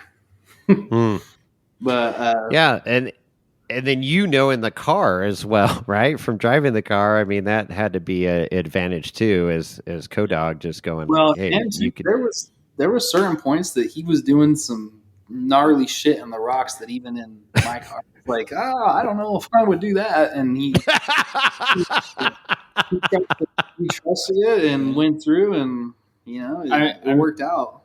But, I mean, Bailey took a 13-year-old solid axle race car, and with maybe an hour and a half of seat time. Yeah, with an hour and a half of seat time, and took 16th. So yeah. In a literally a 10 to 13-year-old car. I'd have to do the math to figure it out, but that's cool. The motor's never been out of it. The one thing he did complain about was it was a little down on power. You wish it had a little bit more power. In the passenger seat, I don't think we needed. Yeah, I'm sure. Doesn't Jegs have crate motors and stuff that we can get them to donate or something? Yeah. Yeah. Yeah, they work these angles. They like the wrap. Yeah. Bailey was supposed to send them a proof, but the car was with us, so our wrap guy was wrapping it, and we didn't. Sky sent like this drawing to them of how the panel should look, and we were waiting for a proof back. We didn't hear anything for like a week and a half, and then Sky went and picked the car. We picked the panels up the day that we were leaving. So we didn't get a proof, didn't get any pictures, and they nailed it. Oh man! So luckily everybody liked it. So everybody. I was gonna say it looked cool. It was cool. Really hard to miss. Yes. Yellow. It's good. Very yellow. It was distinctive out there on the track, and that's a good thing too, because the announcers knew exactly who it was. When it was, you're looking on that live feed, and the announcers are looking at the same screen that we are, and it's like, okay, who is that? But when you got a distinctive car that pops like that, I mean, that's good. It's like Blanton's car, with all the freaking colors on it, the Rainbow Warrior out there. But it's Blanton. Right. He's got that going for him. So, anyways, it's the distinctive wrap is good. I like that. Yeah, and it wasn't stand out. Did you see my new wrap? All the pink and the blue and the leopard print. No. when did this come out? Just a couple weeks ago, we did it for the Mint 400 because my car was on display with Falcon, like through tech and contingency and all that. Okay, but it's out there. I was a little nervous about it, but it people seem to like it. So they like it. Okay, yeah. Well, send us a picture. IG page. I don't see.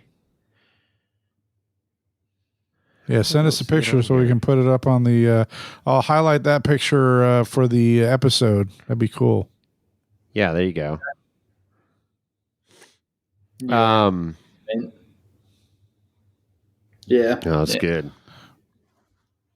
Yeah, I'm not on IG right now. No, Chris goes on and off IG. You gotta don't know when he's on or off. Mental health moments. Yes, exactly. Well, that's cool. So, future stuff. We're working on this, the golf cart, the UTV. So you mentioned that you're thinking August for that bad boy. Yeah. Really, we do want to try and get it done sooner than that. So, because it's a new thing for us, like not only just the UTV thing in general, but we did some wacky shit with it that theoretically works. No, like you don't know that, right? Until It hasn't been proven yet. Yeah. So, but yeah, we're hoping to have it fully functional and racing by August. Yeah. Okay.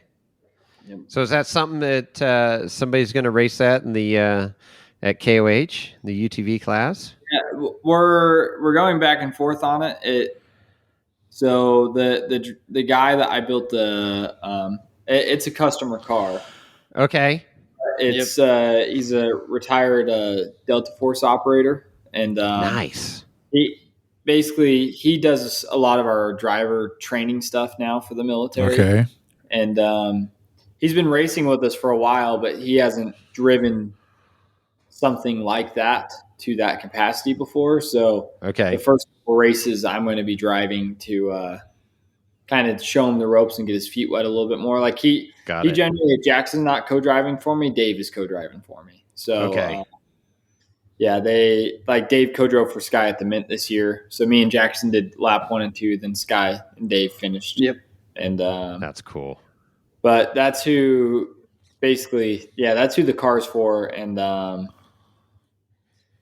other thing is like he flies in and works on it every once in a while. So that's we haven't been in. There's no deadline for us that's been set officially, but got it. We'd like to have it done for August. And okay. So and then we got a local 200-mile race that we'll probably me or Sky will end up driving it for that. Or that'd be a good one for him to get his feet wet on and just drive it. But that'd be the car's first race. So we'd be right out of the gate. Car engineered it. So there's always that put into it also. Yeah. Well, that's cool. Okay, right on. Well, man, what else? You guys got anything else you want to chat about that we didn't cover? Yeah, we're gonna come out with our own trail car. So what? Ooh, Sky has to draw it. Once again, the computer guy has to do computer things. And, I'm when it comes to technology, but I can stand down there on the jig table and move tubes around and tell you how it should go. Sure. So, well, there you go. Again, the yin and yang. Yeah, exactly. Yeah, we're basically going to be like somewhere between my car now and like kind of new version of your car in a way, kind of something. Really? Yeah, it's going to be something in between, but it's going to look the same. It's going to have that same look. But, okay. This will be like a turnkey thing, or is it going to just be a kit? We could do all three. Yeah, do them as a kit, turnkey, or or a roller. Yeah, so, roll. Yeah, that's what our thought was. We could either do like a chassis kit, like a builder kit, or a roller, or just build the car. So right. But too the EV. Oh yeah. Stuff. Yeah, so you've heard the talks of the spec EV class for sure. And so we actually the company that is supplying the drivetrains for that spec EV class is right down the road from us. And so Hypercraft. Hypercraft, yes. I knew. I'm like, it starts with an H. Hypercraft. And we actually were one of their first customers a few years ago for some of the military stuff, doing like a dual mode car. So it's got like a fully mechanically connected diesel drivetrain, and then it's got a gearbox that you can swap input over to an electric motor. So it's kind of like a dual mode. So a hybrid. Yeah. So we were working on that with them, but so we got our foot in the door for the spec EV stuff. Okay. depending on how promising that looks, because it was going to happen last year and then didn't. And so if it's looking like a promising thing going into 2025, we're actually going to take my car now and turn that into the EV spec car. Build a new solid axle. That'll be cool. Okay. We like that. Yeah. The old EV cutting edge. We've, Keith and Melissa with the Test 10 are friends of the podcast here. They were just racing yesterday at Prairie City. Nice. Unfortunately, they broke a driver's rear shock mount, but other than that, the Test 10 did well. They've really vetted out a lot of the electronic bugs out of it, so it's getting pretty damn solid. So, and they're just budget, putting this thing together, making it work. But that truck has come a long ways in a short time, and they completed the Hammers. Yeah, they completed lap 1 at Hammers. Nice. So that's pretty damn cool, with the Tesla S motor and battery pack. So yeah, they've it'd be good if you guys don't know them, just if you want to get some. I know you got Hypercraft right there too, but I think Keith is more like you guys, mechanically figuring stuff out, and might be able to lend some insight on what he's learned, because he was average Joe. Tess, had this S10 Chevy S10 pickup that was his rock crawler, and then he got into some bad mushrooms or something, and freaking decided to put a Tesla motor in it. But it's pretty cool. We got to take this V8 out and put an electric motor in it. Let me take this reliable gas engine out of this freaking rig and do something unknown. But no, it's cool. It's pushing hammers. Yeah, pushing the envelope and doing something different. And I think it would definitely warrant a good conversation between you guys, and because they're doing it, they're making it happen, and it's the future. It's coming. So I'm glad you guys are doing that too. I'm curious to see. Yeah, I want to see. I can't wait to see this new chassis and stuff, to see what's going on. Yeah. It's basically what we're the tentative plan right now for it is once we cut off the back half of Cole's car and get that nailed down. That's obviously the viewers won't be able to. Yeah. That's the new tail section that we of designed. Your car. Of my car. So we designed months ago. More of a truggy kind of look. Truggy. But and then so that's the fuel cell back there that you're pushing out. Yep. So it's fuel cell with the tire kind of mounted right on top of it. Got it. Like the fuel cell kind of wraps around it a little bit, kind of like a truck. Yeah. But yeah, the tentative plan is once we get that nailed down, and if it works like we're thinking in the next couple of months, basically all I'm doing for my car is taking the frame rails, and instead of them going flat for an independent front, they're going to be turned up for a solid axle. So 8-pin back will be identical to Cole's car, which will which will be awesome. Cool. So actually finally have like commonality of parts and so 3 different sure 3 drives. Yeah. That's great. Yeah, since we started racing both cars, and the spare parts thing's been a shit show. Oh, I bet, huh? Yeah, we have an entire box full of loadout totes for both cars, because like between once you get like one's the accessory drive tote, and then mine is all F body with some weird custom stuff, and then Sky's is all Corvette right now. So like there's nothing that's the same between any of it. Ooh. Other than fluids they take. Hey, you got to simplify in that regard.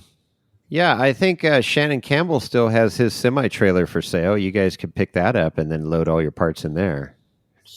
Yeah. Oh man, you need a semi. Semi tractors are cheap, man. It's having that trailer that has it's the way that trailer's set up. It's is the badass. stuff that's inside that's expensive. Yeah, exactly. No, that's cool, man. I'm glad to see you guys, evolve and the taking your racing experience, building military vehicle experience, and all this stuff, and keep pushing it, right? Pushing the envelope, trying new things. Yeah, it might work, it might not, but we're gonna keep chasing that and get it dialed in, and that's what it takes. See what sticks. Yeah. What'd you say, awesome. Chris? Tenacity. They said tenacity. You said those were good words. That's a what hell of a good word for sure. So yeah, right love on, it, man. Yeah. Super cool. Thanks, guys, for coming on the show. Do you want to do any shout outs for your sponsors real quick, or people that you care about, or businesses? Yeah. No. First and foremost, shout out to my family, mine and Sky's family, and getting in the work that we do, I guess, and what the lack of time that you're at home. Yeah, the fact that we're not going to be home from next week till the middle of May. Whoa! Right? Yeah, that. But yeah, and then shout out to Falcon Tire. We just ran the Mint and 2-wheel drive in my car that's not built for 2-wheel drive, and the tires still look damn near brand new. And wow, Maximum Transmissions. Chris is a gangster. He always he always does. So Baja Designs. There's it's pretty well. Spider Tracks. Oh yeah, Spider Tracks. Spider Tracks is Spider Tracks. Spider Tracks is a big one. Yeah. Especially after differentials, after my last situation last week. We pulled we had to replace all the Heims in my car after the Mint, and my guy put back in and filled it up with oil and was leaking oil everywhere. We pulled it back apart, and I had 18 cracks in the rear axle. Oh my God. Axle tubes was broke all the way out of the. Wow. Oh crap. And leaking like a sieve. Yeah. Wow. So we're going to Spider Tracks is they're the housing that I built my car out of was old stock that we've had for 10 years before I even built it. Yep.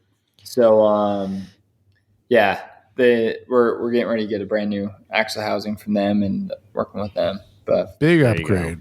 Very cool. Fabricated axle housing, cool. Yeah, I think you nailed it. Pretty well it. Thank you. You guys. Yeah, shout out to you guys. You guys are gangsters. Hell yeah. Well, we love to spread the word, boys. We absolutely love to do that. That's what we're here for. So telling your stories and letting everybody know who you are. That's awesome. Yeah. I appreciate it. Well, hopefully we can camp together next year, and maybe we can actually get one done in person here. That'd be awesome. But it's possible. Yeah, it's just we're realists. We know once you get on the lake bed, things just crank up to level 11. And it's just whether you're pre-running and you're breaking shit during pre-running, you got to put it back together, or during qualifying, you break shit, you got to put it back together. There's always. We're not racers, but we observe racers, and we know what it's all about. Once you hit the lake bed, it's full speed ahead. Yeah. And they weren't racing one car, not two cars, but three cars on the lake bed. So that's right. That's crazy. Crazy. You guys are crazy. If things go right, it'll be 4 or 5 next year. So holy smokes! Jesus. Holy smokes! Well, Cole, Sky, thank you so much for being on the show, and you're always welcome. We'll definitely have you back on. Your stories are fun, and your process of moving forward in this hobby/sport is inspiring. That's for sure. Yeah. How do they get a hold of you? What's your IG? What's how do they get a hold of you guys? Hey, give out your personal phone number. Yeah. Your OnlyFans page. What do you got? You gotta have the link to that one. Race cars aren't cheap. It's SXOR Racing, SXOR Racing _U4. That's our good. Okay. That's our main IG. We don't really we should be better at YouTube, but but that's our main page. So yeah, we're perfect. We're theoretically supposed to start doing a bunch of YouTube stuff, just internal, but that's going to be a little bit of the racing, a lot of the shit boxes. So Cool.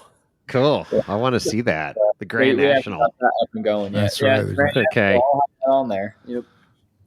So, Very Some cool. smoky burnouts in the shop. yeah. Very cool. Very cool. After hour burnouts. 20 Donuts. videos once a week. Nobody ever eats. That's good stuff. Right on. That's good. But Chris, how do they get a hold of us? Oh, do they want? Nobody wants to talk to us, do they? No, some of us do. You know, we got a phone number, 408-800. That's right. 5169. Yeah. Give us a call. Let us know. Call in, see what you thought of this episode. And if you got any info for Sky and Cole over there at SXOR, that'd be good to hear that. And then email Chris at Wheel and Wine and Whiskey. Yep. What? Right? That's what I'm saying. Your Yeah. email address, right? Okay. Chris at Wheel and Wine Whiskey, and of course Jason at wheelingwinewhiskey.com. You can also reach us on the IG, which is at Wheeling Wine Whiskey. And if you are so inclined, you can leave a review on all of our platforms. I think every platform allows a review now. And if you do that, DM Jason at Wheeling Wine Whiskey on the IG, and we would be more than happy to send a sticker out to you so you can represent us on the trail. 5-star review, though. 5-star review. Quite That's qualify. right. 5-star. We're begging review. for 5-star reviews still. That's No, we're not awesome. begging. We're just saying. If you're going to write a review, you might as well do it requesting. right. You might as well do it right? No half-ass shit. Right. So, no, this is good. Well, guys, thanks for jumping on and the good stories. And there's more to be told here in the future. I'm looking forward to that. We'll continue this. We'll do it. We'll do it sooner this time, though. Not lapse so long between 176. You said 178, 174 or 56? 174. Yeah, I don't know. think it Yeah, was. 174. And it's 170 something. I think So Yeah. year and a half, actually. Yeah. Yeah, it's been like yeah. a year and a half. It's been a while. A lot of you're things have changed. always moved to entertaining to have you Nevada. guys on the show for sure. Okay. Yeah. So good. Yeah. Well, thanks, guys. Yeah. Thank you. Absolutely. And with that, Chris? We're out.